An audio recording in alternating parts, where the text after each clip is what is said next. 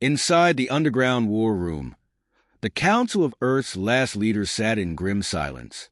General Elijah Smith, his once bright eyes now dulled by the weariness of countless battles, paced in front of a massive screen displaying the enemy fleet. His fists clenched at his sides as he spoke, his voice rough with exhaustion. "We can't hold out any longer. Shields are collapsing, and the fleet won't survive another direct hit. If they break through, it's over." His words hung in the air like a death sentence. Across the room, President Alan Royce leaned heavily on the table, his fingers pressed into his temples as though trying to hold his head together. "What about negotiations? Have they responded?" he asked, though he already knew the answer. Lieutenant Commander Kellen Price, who handled communications, shook his head. "The gods don't negotiate. They've made that clear. We're beneath them. The only terms they offer are our annihilation or complete servitude." A bitter laugh escaped Smith's lips. "Servitude, huh? So we die on our knees or standing. What's the difference?" The silence that followed was suffocating. Every man in the room knew the truth. They had nothing left. The enemy didn't bargain. They didn't retreat. And they certainly didn't show mercy. Every attempt at resistance had only proven how outmatched they were. It was Dr. Elias Ward, the chief scientist, who finally spoke, his voice a soft but commanding contrast to the tension in the room. He stepped forward, holding a small, unassuming black box. "There is one last option." Smith turned to him, eyes narrowing. "What do you mean? What haven't we tried?" Ward set the box on the table, and the men gathered around it, a mix of curiosity and dread etched into their faces. "This is the God Killer." President Royce straightened, eyes locked on the box. "What does it do?" "It's a pulse weapon," Ward explained, "one that can travel across the universe and target neural networks and biological brains, advanced ones. It's designed to seek out and destroy any entity whose technology or mental capabilities have reached a certain threshold." He hesitated, looking up at each of the men in turn. "In other words, it's a kill switch for the gods." For a moment, no one spoke. It was Price who broke the silence, disbelief thick in his voice. "You're saying this thing can wipe them all out? Just like that?" Ward nodded. "Just like that? The pulse doesn't damage ships or structures. It doesn't kill soldiers. It kills the gods, the ones who control everything. Without their advanced minds, their empires will collapse." Smith's eyes flicked back to the screen, where the enemy ships hovered, still and confident. The question on everyone's mind was the same. Why didn't we use this sooner? Ward's expression darkened. It's untested, and it's not just their leaders who will die. Anyone with advanced enough neural enhancements will be wiped out. Entire alien races could collapse into chaos. And if any of our own people have reached that threshold, without us knowing, they'll die too. Royce closed his eyes for a moment, breathing slowly as the weight of the decision settled over him. He had always been a man of diplomacy, a man who believed in finding solutions where others saw only war. But now, standing at the edge of extinction, there were no choices left. "Run the numbers," Royce said, his voice a low growl. "What are our chances?" Ward didn't hesitate. "Our survival? 50%. The alien survival? 0. Price said under his breath. "Better odds than we've had in years." Royce looked at Smith, then Price, then Ward. These were men who had stood by him through the darkest days of humanity's fight. They had all lost, friends, family, everything. And now they were poised to take the final gamble. Royce ex-Smith and straightened. "Do it?" Ward moved swiftly, entering commands into the console. The room darkened, and the soft hum of energy building within the box filled the air. The countdown began. Smith stood beside him, watching the screen with the cold resolve of a man who had nothing left to lose. The God Killer was armed. 5, 4, 3. Price's fingers twitched and Smith's jaw tightened. Their eyes locked on the stars. 2. The fleet above didn't move, unaware of the death rushing toward them. 1. Royce gave a single nod. "Fire." The command room was deathly quiet in the minutes after the God-Killer pulse was sent. General Smith's sharp eyes scanned the fleet monitor, waiting for a sign. Anything that would indicate their desperate gamble had worked. Beside him, Lieutenant Commander Kellen Price's fingers hovered over the controls, anticipation and fear mixing in equal measure. The gods were about to fall. "Anything?" Smith said, his voice gravelly with tension. Price shook his head. "No change. They're just standing there." For what felt like hours, they watched the screen in silence. The alien fleet remained as ominous as ever, their vast, obsidian ships casting shadows over Earth, like a predator toying with its prey. Smith clenched his fists, frustration building. What if Ward's calculations were wrong? What if the weapon had no effect at all? And then, slowly, one of the enemy's ships began to list sideways, its engines dimming. Another ship followed, and then another. The change was subtle at first, but soon entire clusters of ships were motionless, no longer maintaining formation. They hung in space like drifting debris, powerless and lifeless. Price's eyes widened. "They're shutting down," he breathed, disbelief creeping into his voice. Across the room, Dr. Elias Ward stared at the readings, his expression one of grim satisfaction. "It's working." Smith's chest tightened as he saw the confirmation unfold before him. Alien ships that had once been invincible now looked hollow. The overwhelming power they had projected for so long was crumbling right before his eyes. The enemy had fallen silent. Ward continued reading from his screen, his voice a steady drone of scientific detachment. Neural disruption spreading across their fleets, core systems failing, life support disengaging. The gods were dying. President Royce, standing near the center of the room, seemed frozen in place. He had watched humanity teeter on the brink of annihilation for decades, and now, for the first time, he was seeing the unthinkable: victory. He opened his mouth to speak but faltered, the weight of the moment bearing down on him. "They're gone," Smith said almost in disbelief. The gods who had ruled the galaxy with iron hands for centuries were crumbling into nothingness.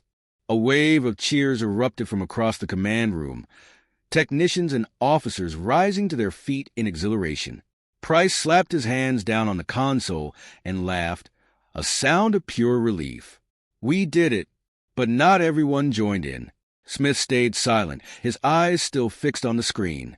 The enemy's ships were dead in the water, but something about the victory felt incomplete. Too easy, too quiet. He turned to Ward. "What's happening out there?" "Full scan." Ward nodded and brought up data feeds from the outer systems. One by one, the reports poured in from across the galaxy. The fall of the gods wasn't just local. It was spreading like a tidal wave. Entire alien fleets were collapsing in distant star systems. Planets that had once housed towering godlike beings were going dark, their inhabitants vanishing without a trace. "The pulse is traveling faster than we anticipated," Ward noted, his tone still clinical.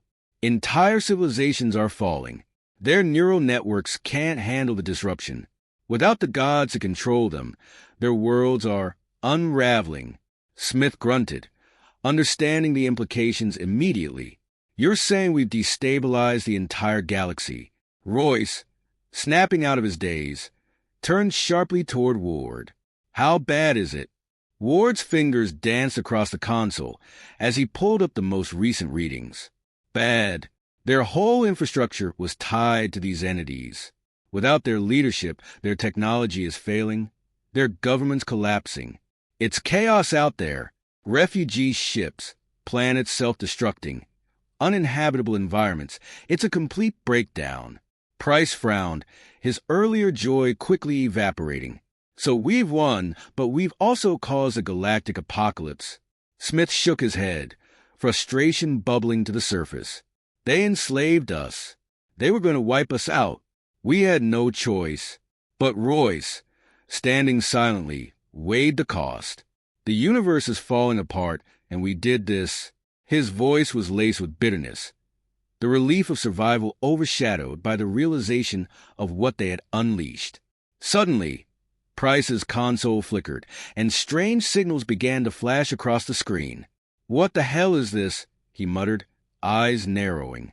Distress signals, hundreds of them, flooded the monitors. From every corner of the galaxy, the remaining civilizations were screaming for help, their once perfect systems now tearing themselves apart. Refugees, disasters, system-wide failures. Price's voice trailed off.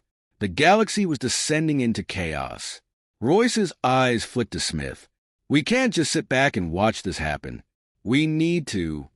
A sharp alarm interrupted him. Price's fingers flew over the keys as he scrambled to pinpoint the cause. "Incoming. Anomaly detected. Massive energy signature." "It's impossible." Smith felt a chill creep down his spine. "Impossible how?" Price stared at the readings, his face draining of color.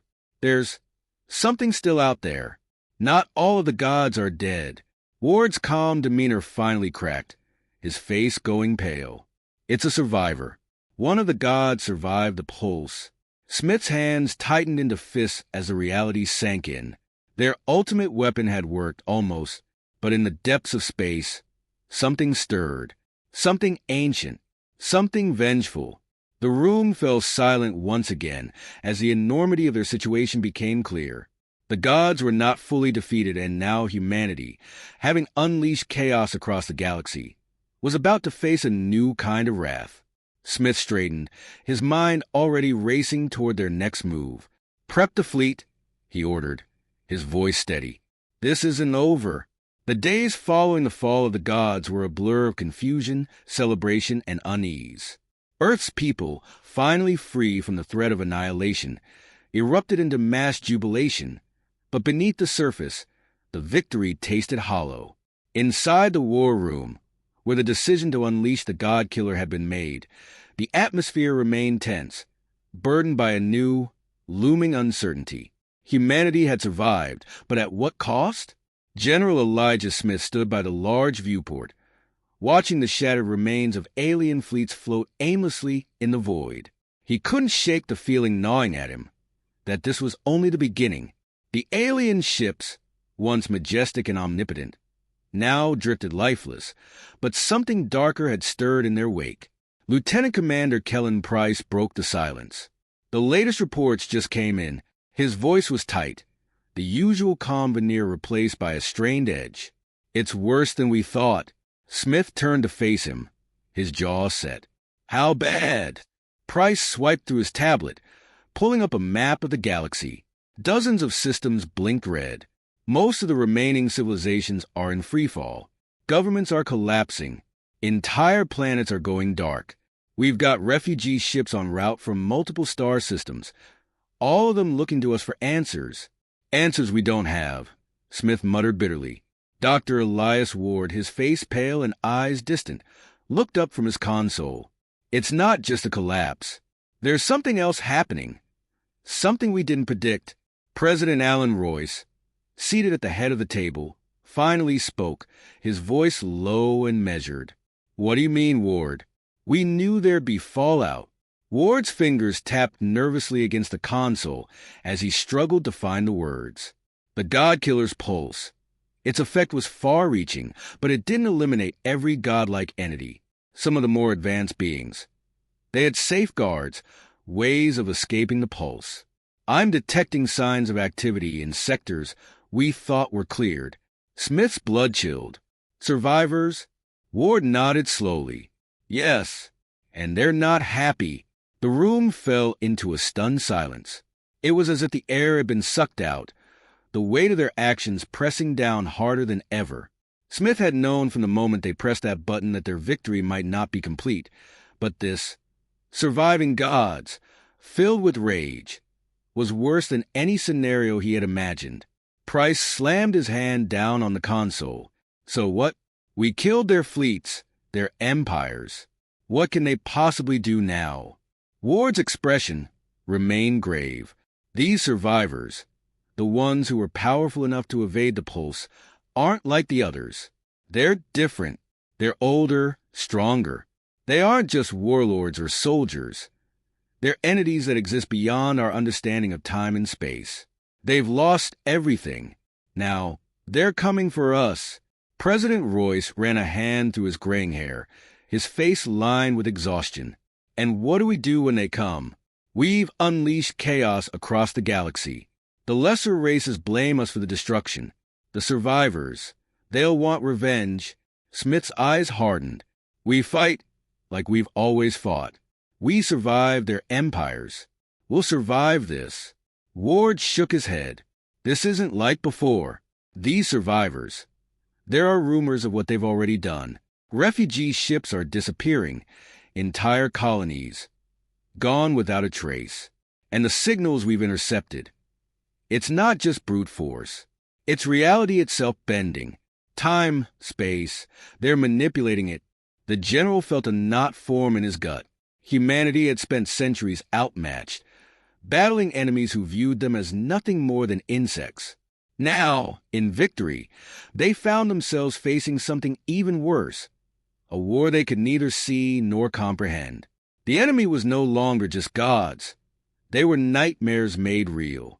Royce rose from his seat, his gaze falling on Smith. We can't hide behind this victory. We open this door. Now we have to deal with what comes through. What's left of the fleet?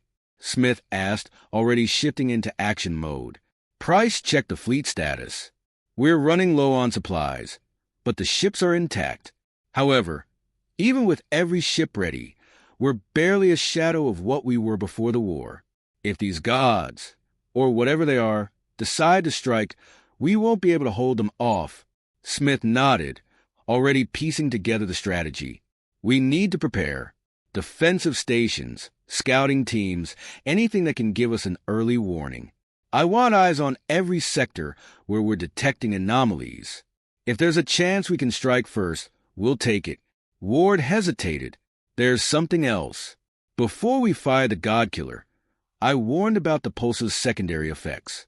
If any of our own technology had surpassed a certain threshold, it might have been compromised. We're starting to see signs of that now. Royce's brow furrowed. What do you mean? Systems on Earth. Key infrastructures are failing. We're not sure how deep it goes yet, but there's a possibility that we've damaged ourselves in the process. If it spreads, the weight of their actions hit Smith harder than ever. We took down the gods, but in doing so, we may have doomed ourselves. For a moment, no one spoke. The victory they had celebrated was unraveling, not just in the galaxy, but at home. The consequences of unleashing the God Killer were far greater than anyone had anticipated. Royce straightened, his eyes hardening. Then we do what we've always done. We survive, we rebuild, and we fight. If those monsters are coming, they'll find we're not as easy to kill as they think. Smith nodded, the fire rekindling in his chest. We're not dead yet. The alarms blared once again, and the screen lit up with new alerts. An anomaly had been detected at the far edge of the system. It was coming. Smith's fist tightened. It begins